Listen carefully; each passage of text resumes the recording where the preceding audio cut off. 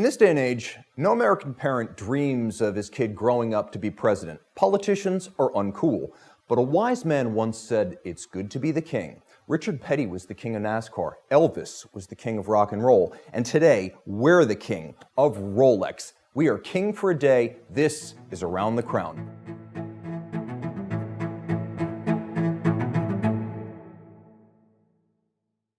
Well, this is my happiest day ever because I always wanted to be the king of something.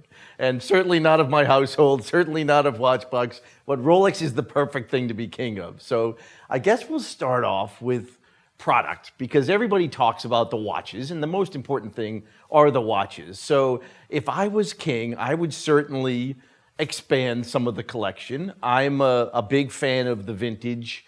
I love some of the vintage models. I would love to see more complicated Rolexes. Okay. A Jean-Claude Keeley, a triple calendar, maybe even a perpetual calendar. I think it would be an amazing thing to show Rolex doing high watchmaking. And since I'm king, I think I should order it. I like that idea, and there's definitely room for complications in the catalog, especially since a lot of the complications, the Jean-Claude Keeley, is very sports-oriented. It fits the Rolex of today.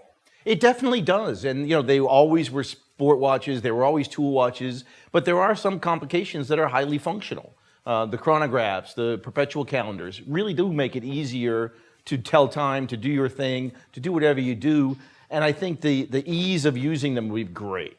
I think I'd also love to see some of the more advanced materials come into the collection. I know we always toss around titanium, maybe some other specialty metals that really would make it easier to wear, easier to use, super functional. So you're thinking a deep sea, instead of just a titanium case back, the new RLX titanium as they've named it, but the whole watch. It would be amazing because, again, the only flaw with that watch is the weight. I mean, I have one, I wear it, but it's a big, heavy piece. And if you could do that in a different material, I think it would be incredible. And in terms of bringing back vintage complications, we talk about sports, but there is some room for dress watches. Could you imagine the Cellini moon phase with an enamel dial? Oh my God, the high crafts. I would love to see more and more. Now, we do get a lot of stones these days, and obviously meteorite has been a great thing for the kingdom, but I would really love to see that high watchmaking enamel dial, perfect point. It would be incredible.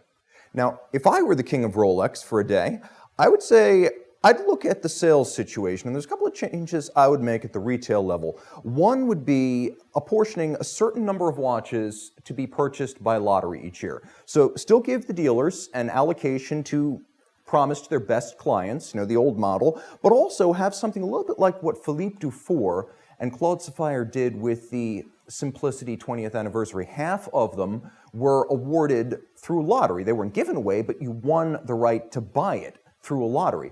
I would love to see something like that to make sure that those who have a sincere interest, but not necessarily the seniority at a dealership, still have a crack at their dream watch. Well, it's an amazing point because obviously I think everybody agrees, certainly over the last 2 years, that the distribution model is broken. In some way or another. Now, one of the things I was thinking of doing as king was there are just too many dealers. I've been involved with Rolex since the 80s. There was always a local jeweler who had Rolex. And it worked well back in the 80s and 90s, but nowadays, with the breadth of the brand, with the investment you need to make, you really need to follow the model of car dealers, where you don't have a car dealer in every little town. You really have big showrooms, kind of museums to the brand in the local market, but further apart. Every small city doesn't need a Rolex dealer. They should be in major metropolitan areas. They should be made to be important, and they should have inventory. And if you keep distributing to so many small doors who don't know or have the clientele to sell it to, this is the situation we run into. So fewer doors, a little more impactful, a little more inventory in each one. That's a great thought, and actually it's very similar to what happened to General Motors out of bankruptcy. The government looked at them and said, you guys don't need 3 times as many dealers to sell the same number of cars as Toyota. So there's definitely something to this. I was also thinking, online sales are off the table, But it would be interesting if, as in the car world, you could go online on the corporate website and find out where inventory is. And then if you want to make the trip, go to that dealer and buy a watch. This would make it easier to cure the backlogs in big markets. There's some really sexy stuff in smaller markets that's going undiscovered because people elsewhere just don't know it's there. It's an incredible point as well, because I do the same thing because I love the cars and play around. And if you're looking for something unusual, you can go search it out for a couple 100 miles and just take a day and go do it. It's a great idea. I think it would also give more transparency to what's in the shops and available. I think nowadays, so many of the retailers, especially the smaller ones, are afraid to make a mistake selling a watch, so they just hoard them and hold them and don't necessarily make them available. So I think the availability would be great. I think the other thing in the distribution part of it kind of plays along with it is I think the watches are mispriced. Really? And I think they've been mispriced for a decade. And I think the market tells us this. A steel sub is a great watch, but in the market, it's worth more than $9,000 or $10,000. The market tells us it's worth 15 to 20. People are more than willing to pay that. Wouldn't you do better and take the flipping out of the game if you brought prices up 25 or 30% and then really sold to end users? None of us like the fact that people are buying watches and not wanting to keep them. I love my Rolexes. I never get rid of them. I want people to get them who really feel the same way and don't just buy it because they can make $5,000. If you took some of that fat out of the market, I think there'd be more availability in the stores. You could go into a store and actually see a Rolex, which would be amazing. But that's the way it was. But I think they fell behind trying to make it a value proposition, trying to make it available to the masses. They've, in essence, made it not available to the masses.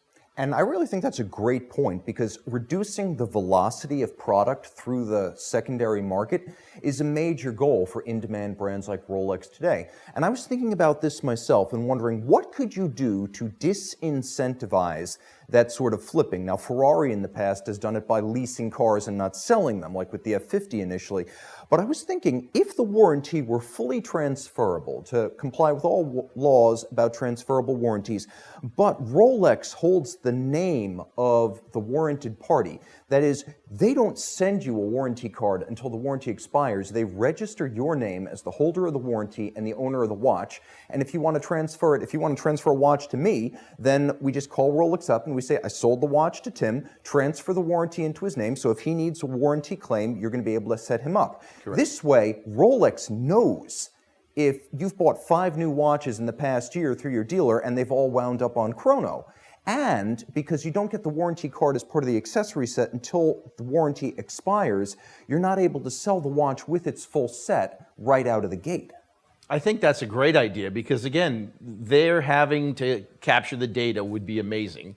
And then having the warranty that goes with it. And we all know the value of a full set. Yes. We all know the importance of having that registered. And I think most of the clients, I would love to have Rolex know I've been a Rolex buyer since the 80s and have had a number of them and have them all still. It's an awesome part of the collection. It would help with service. It would help in a number of ways because they would know it's there. And the databases are available today. It would be very easy to register them all online. I think it's something they should really look into. Yeah, just you have the warranty registered in your name with Rolex, and the name that's registered with them is the name that can claim the warranty. Transferable, but not anonymously. And also, they would know that if Tim Mosso is going to 10 dealers in 10 days buying the same watch, we might have a problem there. Yeah, it's not that you couldn't buy a watch once and sell it quickly. People need money, health happens, exigent circumstances happen. But when a pattern develops, it's good to know, especially when you're Rolex and you are a volume manufacturer, having a lot of data points can really help cure the underlying problem. And I think the essence of the whole project and why we want to be king is we want people to get the watches on their wrists, wear them, beat them, pass them down, keep them. This should not be an industry of flipping. It's just not healthy for anything long term, and I don't think it'll last forever. We've seen some retraction on pricing. Some guys are going to get out of it because the game's not as lucrative as it once was. But, wearing that watch and enjoying that watch is really what it needs to be all about. And I would also say this, the experience extends to product. We talk a lot about trying to buy Rolex. So much of Rolex discussion today is buying and selling, waiting, getting on lists, scrounging, wishing, hoping, begging. But at the end of the day, wearing the watch is the experience that we seek through all of those travails. For me, there are some changes I would like to see on the product side, starting with the Daytona. Now, next year is a big year, 60 years of the Daytona, but also 70 years of the Sub. I think next year is the year we not only see an all-new Daytona, but this would be a great opportunity to make the Daytona a collection. We have several different sea dwellers, we have several different Yacht-Masters, and through the years we've expanded some model lines like the Explorer to include more complicated and less complicated models. How about a world where we get a new reference that is the core Cosmograph, the true successor to today's Daytona, then we get a Cellini version that is manual wind, ultra-thin, display case back, precious Dressy, metal. beautiful. Yes, and we bring back the Jean-Claude Keeley. the Daytona Dato Compacts. I would love to see this happen. Since I'm the king, You're of the course, king. Make it I'm gonna happen. Make it You're happen. gonna make this happen. What am I saying, Mike? Because it's genius. It really is. And it should be a collection. Daytona is so iconic. Daytona is what people think about when they talk Rolex in a lot of cases. So like just expand it. Make us have 3 or 4 different variations of Daytona, not just the 2 steel pieces that the world chases all the time. And then again, price it in a way where people will buy it and keep it and hold value, but Yes. it's not a business venture. And I would even go so far as to say, bring back the original Yacht-Master chronograph prototype. Clearly, the Yacht-Master 2 was worth trying. It was very cool. It remains the most complicated Rolex ever made. But people have spoken. They want something smaller, more wearable. I think if we went back to the late 60s, we brought back that original Yacht-Master prototype, which was Daytona-based. For want of a better term, it looked like a Paul Newman regatta chronograph. It was very cool. That could be part of the Daytona line, and I think it would be a perfect fit. Decree it. Okay. Well, from the product side, Mike, what else can you say? What else have you got in mind? I would love to see expansion on some of the improvements they've made on bracelets and specific models. Glide locks are a wonderful thing. I delivered a sub to a good old client of mine over the weekend, and there's nothing better than making those micro adjustments on the fly. I'd love to see some of that variation be figured out for Jubilee bracelets. Sure. Changing some of the clasps, and the improvement on bracelets in the last 20 or 30 years is incredible, but I still think there's steps we could go further to really make it super comfortable, because I know you've had the experience, and it gets tighter, it gets looser. That flexibility on it just makes it that much more enjoyable to wear. Well, Your Highness, you're correct, because I had the same idea, which makes it brilliant. So I think that since we've already broken glide lock out into the Yacht-Master collection, you don't get quite the degree of adjustment you get on a sub, but on the 42mm Yacht-Master, you get glide lock, and it makes a lot of sense on the Oysterflex bracelet, because it's basically an uncuttable strap, so you need some adjustment. But I also think that it's time to look at Easy Link as sort of an entry-level adjustment system. We just got it a year ago on the Oyster Perpetuals. I think it's suitable for stuff like the Oyster Perpetual, the Air King, maybe a basic stainless steel Datejust. On everything else, let's add the 12mm glide lock that you find on the Yacht-Master. Make it a bit more compact, but I think that's really the new standard. If Rolex wants to advance the state-of-the-art in their bracelets, they already feel like $1 million, but that adjustability, especially if you're in between sizes, it would be huge. Absolutely huge. And the glide lock is a great system, and I would love to just see the expansion of the elastomer into different models as well. Okay. I mean, I'd love to see a steel sports watch on that. Yeah, and that's something that was on my list too. My royal decree is that we should get some sort of option to buy a steel watch with the Oysterflex strap, and maybe this is the consideration. I realize Rolex probably doesn't want to drop price points or create non-standard timepieces in the marketplace. So maybe look at it as an option. If you can design the next generation of watches with a view to including both an Oysterflex and a bracelet with the watch, then you give the customer the chance to choose, but you also don't lower the retail price or create a disparity between, the price of the watch with the strap and the watch with the bracelet. There's really just one version. You get it on the bracelet and you option the strap, or you don't option the strap. You make it interchangeable in some way. There's your answer. I mean, imagine having a kit of a Submariner that had the option to wear it as a steel bracelet or as the strap. And since we are holding court, I think it's important to note it's very key that if we do have some sort of quick release lug system, that it be built into the strap and the bracelet, not into the case, because you want to keep open the option of using standard sized straps. Correct. Exactly. Now, Rolex heritage is legendary, and you could say that the royal tradition isn't perhaps as well represented as it should be. What could be done, Mike, to attach Rolex more directly to its heritage? I think, again, I love Rolex heritage. You love Rolex heritage. For years, I felt like Rolex didn't love Rolex heritage.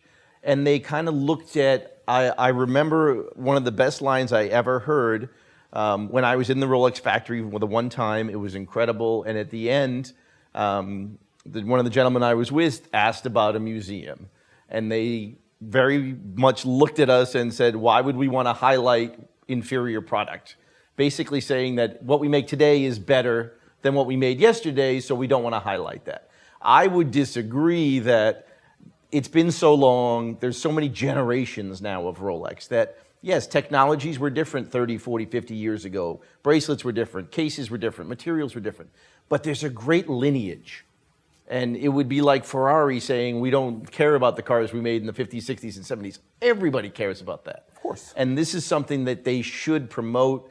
We should have a museum, certainly in Switzerland, but God, I'd love to see one in the States. I would love to have the ability to archive a watch. To me, Rolex has the serial number system that's gone back forever.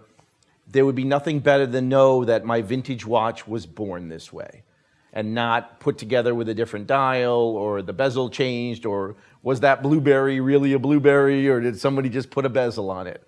And I think it would create such a demand in the secondary market, and collectors would you couldn't sell a watch otherwise if it wasn't blessed by Rolex, and I think we should do that. And I do think it's important to maintain the royal bloodlines and highlight the fact that Rolex largely does do that, because while a museum would be front and center and quite obvious, I mean, you could literally visit the Patek and the Rolex museum side by side. It'd be the greatest day of your life.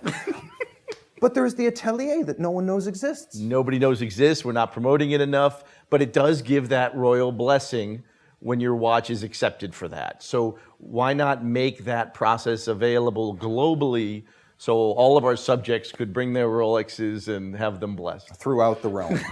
throughout the kingdom. And it's so important to note that Rolex does already honor its historical pieces, because while Rolex service is global, there is an atelier in Geneva that only does restorations. And we've actually had a Daytona from the atelier. It was beautifully presented. It was like holding a new 1970s Rolex Daytona. It came with a book highlighting the history of the watch, everything that was done to the watch, photos after the service. They even went to the extent of replacing individual links in a bracelet to preserve absolutely all the historic fabric that they could, not just giving it a new old stock bracelet from the 70s, replacing individual links. If you do that, in my opinion, then you should have a museum, because you're clearly proud of your heritage. Very proud of your heritage, and there's nothing not to be proud of. There's the tradition is there, that's amazing. The value play is there. And then you have the great history of people who have worn Rolexes doing extraordinary things. And, from Sir Edmund Hillary and Winston, everybody, presidents, kings, plenty of kings before us have worn Rolex. But it's that tradition that the brand should embrace, and we need to embrace it, and we need to promote it, because not everybody understands it. They just think, I'm going to go buy a sub because it's worth more than I can pay for it. And that's not what the brand is about. The brand has to get back to high watchmaking, great retailers, inventory in the cases. And there's the potential to create a center for excellence, where you could have something like the research and the archives for the extracts that you're talking about, the museum and the atelier all together. Wonderful custodianship of history. Rolex clearly venerates its history, but bringing it front and center and making it accessible to the public is a completely different level of, I would say, patrimony, to use a borrowed term. It's a great borrowed term. But yeah, could you imagine if they did build that? And I would also love to open the castle for tours. Okay. Wouldn't you be amazing? Like, you can go to the White House, you can go to these great places on earth. You can't go to the Rolex factory. People do go to the Patek and a lot of other brands, and they promote that. It's an amazing place to see, and the commitment to excellence exudes the entire building. And I think if you could, for your special collectors, who we would know because we have them registered now, you could get invited.